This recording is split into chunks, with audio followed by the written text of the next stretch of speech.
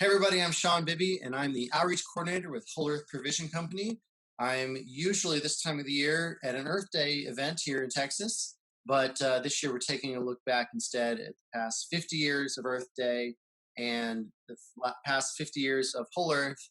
And we have actually come up with a short list of actions that you and your family can take to keep Earth Day as vibrant as it's been for nearly half a century. And a lot of that is going to come from Raanan, one of our favorite long-term Whole Earth employees, and someone who works really closely on our buying team. And he's going to explain more of those things here in a minute. But I just wanted to say that Whole Earth is, of course, going through changes with everybody, and I encourage you to all check out wholeearthprovision.com, where you can still find so many of our favorite items and pieces of gear and pieces of backyard luxury. Whatever you need, we've got it at wholeearthprovision.com. So check us out. We got the best gear, clothing, and kids products on the planet. And that's what I want to say about that. And we're so happy to see you on our website more and more these days. So Earth Day has been a big part of our outreach calendar for a long time. And I just wanted to say again that I just miss being outside with everyone on Earth Day. I usually have a booth with lots of giveaways, and it's just favorite time of the year. So in lieu of that, we hope we can come to you virtually and talk about things that we can all do. And for more of that big picture of you, Brandon, I want you to introduce yourself, talk about what you do with Whole Earth, talk about what made you think about Earth Day as an important part of not only the last 50 years, but the next 50 years. Awesome. Yeah. Thank you, Sean. Yeah, totally. So I am Raanan Robertson. I'm an assistant buyer for Whole Earth Provision in the gear department. So help buy everything from tents, binoculars, knives, all kinds of gear accessories and campsite accessories. So a lot of fun stuff. Getting back to what Sean was saying about um, spending time in the outdoors, this is all kinds of gear that get people involved and enjoying those outdoor spaces. So yeah, as far as connecting Earth Day and Whole Earth and just kind of how we think about this particular celebration on April 22nd, I think it kind of goes back to that sort of image of the whole Earth itself, the idea of a globe that we all inhabit and occupy.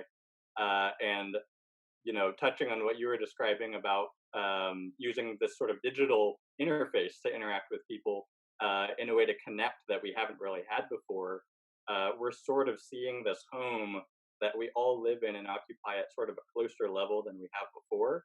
And so that kind of inspires us to take care of it a little bit better than perhaps we have. I think that makes so much sense. And I know a lot of us are trying to be as outside as we can within the rules and whatnot. And a lot of that for me is just being in the backyard, being in my piece of the outdoors. So I wanted to talk about maybe some of your specific tips and just kind of start with, how do you spend time outside and connect to the earth? One thing I think I do is try and keep my shoes off when I'm on the grass, because I like just that feeling of being connected. But then there's enough sticks and pokey things out there. How do you? What's the next step besides just taking the shoes off? How do we connect with our outdoors that are at our fingertips?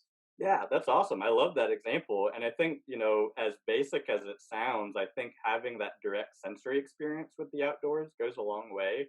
Knowing the environment, not just through books or theory, but living in it, experiencing it, because we're all, at the end of the day, we're all part of it as part of that global community. So I think that means spending time in outdoors really connects directly to a lot of the actions we can take in terms of taking care of the planet, because the motivation can be one of the hardest aspects of taking these steps that we might talk about here in a little bit. And so I think one of the greatest illustrations of this is Alex Honnold is a fairly well-known athlete, and he's gotten more directly involved through the Alex Honnold Foundation in Yeah, he does great solar. work. Yeah, he does a lot of great work with solar. And one of the responses he's had when people ask him how um, he came to be motivated in that sort of activism, particularly eco activism.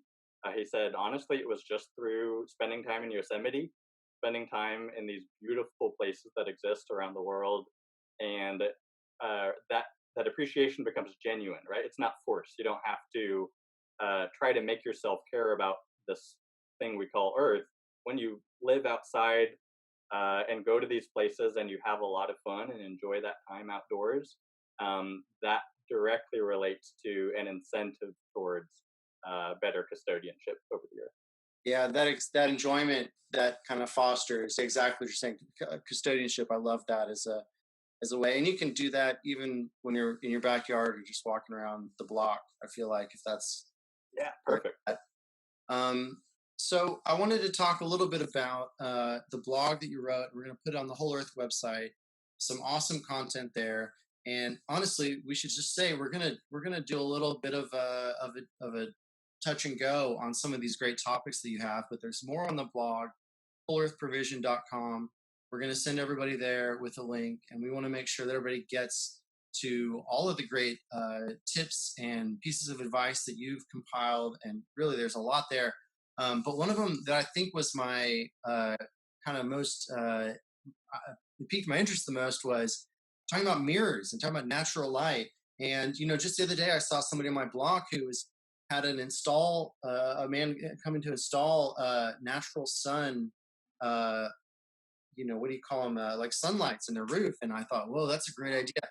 But Nice. you're talking a little bit about mirrors and how to open up the house in that different way. That's really cool. Yeah, totally. I love that. And I mean, that all directly relates. So, I mean, one, before you even get to mirrors, one really good example is just finding out where your windows are, and then whether, like, especially for people who are working at home now, relocating your desk to an area that has a little bit more natural lighting Yeah, great can idea. help you turn off a light or two and save some energy that way. It's a plus for your wallet because it saves money on your electricity bills too. So that adds to it. But yeah, so with the mirrors, it's kind of fun because mirrors will often redirect light and absorb very little of it. So if you have Hmm. unused lighting, particularly natural lighting that's coming into your house, one side effect is that it may end up heating up your walls a little more. So Yeah. it has a double whammy where now your AC is working harder to cool your room because you're heating that up with the sun that's coming through. But if it's hitting a wall, chances are pretty good you're not staring at that wall all day. So a mirror in specific well-placed locations can help redirect that light. And one that actually applies to me here, I have a small efficiency kind of studio apartment, and there's a window right by my fridge. So it occurred to me not that long ago that I'm getting a lot of heat hitting the door of that refrigerator, and that's now making the fridge work harder because it's heating up a little bit on the outside. And now to reach that homeostasis, it has to crank up and turn the Yeah. cooling inside longer. So it might sound silly to put mirrors on your fridge, but that kind of illustrates the point. Like there are ways where you can set. Yeah, right. Well, and it also brings into focus that, as our habits change, our house is here all day no matter what. So as we're here in the house more, we need to kind of be the ones that change around that situation and alleviate some of the stress points that our house might not otherwise show us because we're at work. So yeah, that's a great tip. Again, we're talking about Earth Day. We're talking about ways to be environmentally friendly, and I love it. I wish I was giving away all of our great Whole Earth goodies and things, but instead, we've got another tip from Rain in here, and I think it's a really great one. I want to talk about rags and cotton shirts. And I know as a dad, I've got too many like just old shirts from college. They're not getting any use, and I've got not enough rags for the toddlers. So I think I'm going to jump on this one because I've had a little teaser. I know what it's about, but I'm a big fan of this one. So give us a little tidbit here on what you think about cotton shirts specifically as a just reuse and talk about that reuse and recycle and reduce aspect there. Yeah, awesome. I love hearing that excitement around it. This is actually one of my favorite points that I really just adopted recently. And I think that's a good point to just sort of talk about, a lot of these are, we're constantly learning and evolving in terms of what we do to help improve our own interaction with the environment. So, some of these are recent changes. Some of these are other things that I read and had never heard of before. So I just love the dialogue in terms of learning all of that.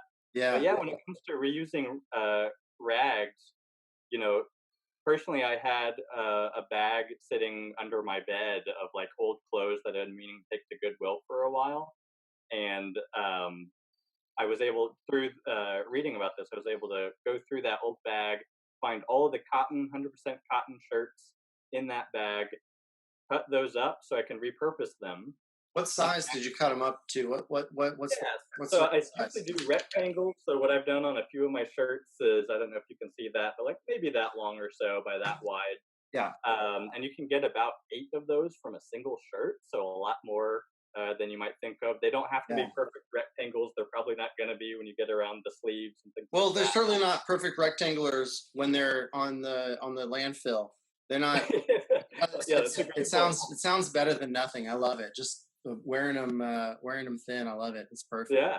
Well, and there's a lot of pluses to using these old rags. So the reason why you target 100% cotton is it's a little bit more absorbent. So if you were to use Okay. polyester shirts and things like that, those fibers don't absorb as much of the water. So if you're using them around the sink, they can replace sponges, and that's really awesome because My sponges, on the sponges one are hand, so gross. My sponges are so gross at this point. same here. Yeah, yeah, yeah. Yeah. Well, Well, and they we're trying to use as many rags, as many bristle brushes as possible because the sponges nice. don't have the lifespan. Perfect. Yeah, yeah, that's awesome. Well, that's just it, right? They're disposable items, so you might use Yeah. them for a while. But just like you pointed out, they're hotbeds for bacteria, right? Because they're absorbing a ton of water. Mm. You're running them through all the kinds of food that's stuck to your dishes, and it's hot water too, right? So that's going to breed more and more bacteria. And Oh, then I didn't think about that. That's a great. yeah, Yeah. and then even if you wringing them out is a little better, but they're still going to be fairly moist, and so that those bacteria will probably live in there for a while. Yeah. So often people will recommend oiling those sponges to get as much of that grime out of there. But a good alternative is to use rags. So I just have a few in front of me here. I guess I could have showed you the dimensions earlier, but yeah, about Oh, that it's long. perfect. Yeah. Super soft. You get a huge laundry load of these going, all 100% cotton, and so friendlier on the environment. That's the other big piece of this is microplastics from washing machines and dryers. So if you have polyester clothing that you're washing multiple times over like that, those will create these small microplastics, and that's what Yeah. winds up into the oceans that are really hard to filter out. Yeah, and But I know a cotton lot of fibers, exactly. big outdoor. Sorry, I'm sorry, didn't mean to talk over Oh, you. no, no, you're good, yeah.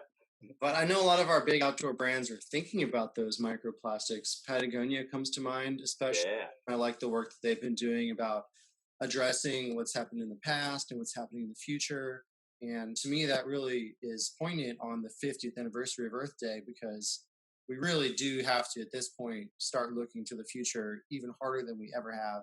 Um, and I think that kind of ties into one of the other topics you were bringing up, which is, and apologies if you can hear my toddler in the background, but that's life these days, right? We're all working from home. You wanted to talk about meeting the problem at its source and reducing being the first recourse and the first line of defense against the issues we have with our Earth, being too polluted.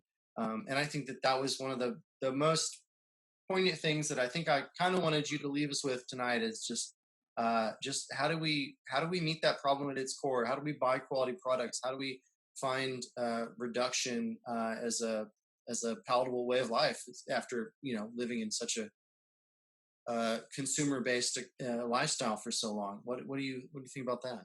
yeah, totally. Great question. Yeah, I mean, I think that you can sort of use the metaphor of the faucet as kind of a launching point for a lot of environmental activism.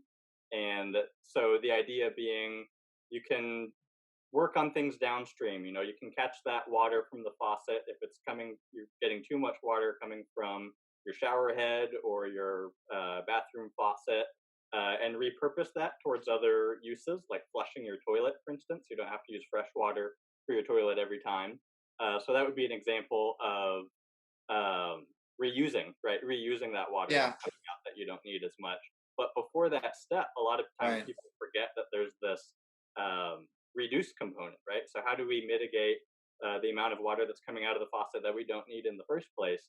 And that's really getting towards the source of the problem. In this metaphor, water is the example resource, but we can think about resource expenditure across so many other domains, and the faucet analogy holds true. Yeah. So I think that also brings it full circle back to this idea that, at least in our own homes, we all have at least a little bit more control over our direct environment. Hmm. Um, and this is, I want to be clear, this is not to put the onus on individuals as the sole people to solve climate change, or to, appreciate the earth. Clearly, there's a lot that companies and governments can do, but this is kind of a nice time to reflect on where we are at home and what we can do to exert over our immediate environment and really feel Yeah. good about it. It's not just Yeah. a should do this, but a lot of these actions that we can take uh, help us spend less on our electricity bills. They create healthier home environments. They increase Yeah. mood. So it's kind of a win-win-win in all directions. And there has never been a better time as we're in these weird times. And, Whole Earth has been around for almost 50 years at this point, Earth Day as well. And we've seen a lot of crazy times, and these might be some of the craziest yet. But I think one of the silver linings is that we're going to say, I connected with my home, and I connected with my resources. I connected with my food and my family. And I connected, hopefully, with the community and the businesses and the neighbors around me that really made sense and drove my community. And I hope that we're all thinking about what drives our earth forward for the next 50 years, if not, 50 million years. We need to think about that too. Um, I know from a fact from conversations with the owners of Whole Earth Provision Company, and you know this too, Raanan, that they're deeply concerned about the earth, and that's always been a big part. I'll kind of show the camera up there. I mean, Yeah, nice. is our logo for a reason, and it's always been core to what we do and to what we care about. And we've always tried to partner with brands that do good. And so, to that end, I want to talk a little bit about how we're going to be highlighting some of the brands that do good when you make a purchase with them, brands that do good by giving back to the environment on a daily and yearly basis. And so, for more of those links and information, find us everywhere at Whole Earth Prov, Instagram, Twitter, YouTube, the website, you name it, at Whole Earth Prov, wholeearthprovision.com. You can find us. I want to thank you, Raanan, so much for taking time out of your day. It's actually a beautiful one today, and so I think we're going to get outside and sit on the back Nice. with the family. I hope you're with your loved ones and your neighbors and just enjoying this beautiful day, because it's Earth Day soon, and I know we're all going to celebrate it. It's the Mother Earth, and there's so much that we can do. So once again, Raanan, thank you so much. Thank you to everybody at Whole Earth who's given us this platform to talk about Earth and to talk about the things that we can do. Raanan, can you say thanks and goodbye to everybody, and we'll just kind of sign it off, I guess. Yeah. Thank you so much, Sean, for having me on to chat a little bit, and thank you everybody for tuning in and listening and being a part of that global community. That's right. Well, everybody, thanks again. Sean from Whole Earth Provision Company with Raanan here, and we hope you have an awesome Earth Day. It's one of the best times of the year. It's spring in Texas. I hope you're outside. And to that note, we're going to go outside. We're going to get some sun. We're going to have some good times. Raanan, we'll talk to you soon, man. Cheers. Thanks so much for Sounds everything. great. Thank you, Sean. Take All care. right. Yeah. Thanks. Appreciate it.